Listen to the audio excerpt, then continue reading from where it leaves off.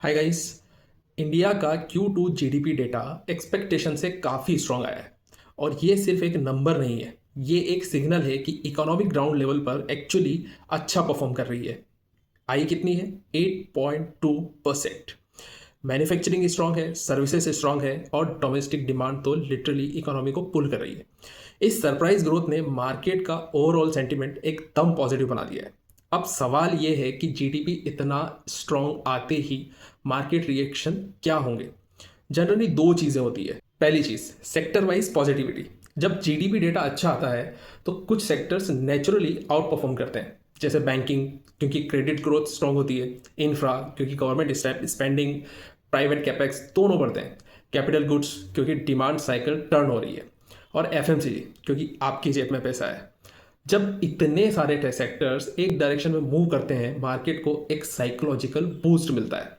Investors को लगता है ब्रॉडर इकोनॉमी स्ट्रांग है, इसलिए ब्रॉडर मार्केट में बाइंग इंटरेस्ट बढ़ जाता है।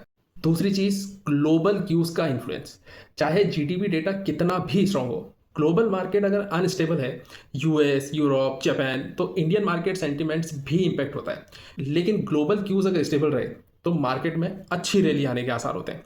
हालांकि शॉर्ट टर्म में थोड़ी बहुत वॉलेटिलिटी आती ही आती है। बड़े प्लेयर्स ऑलरेडी पोजीशन बना करके रखते हैं जो कि प्रॉफिट बुकिंग करते ही करते हैं। तो इस टाइम पर इन्वेस्टर्स को क्या करना चाहिए? शॉर्ट टर्म ट्रेडर्स इंडेक्स में देख करके आप ट्रेडिंग करें। हर कोई स्टॉक या हर किसी टाइम पे फोमो में आकर के आप बाइंग ना करें।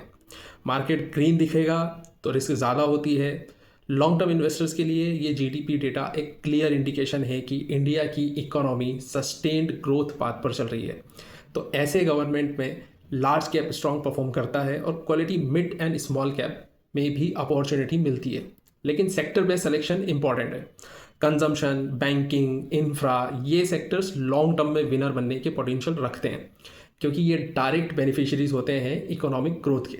और एक इंपॉर्टेंट बात, जीडीपी स्ट्रॉन्ग आया इसका मतलब ये नहीं कि सारे स्टॉक्स भागेंगे।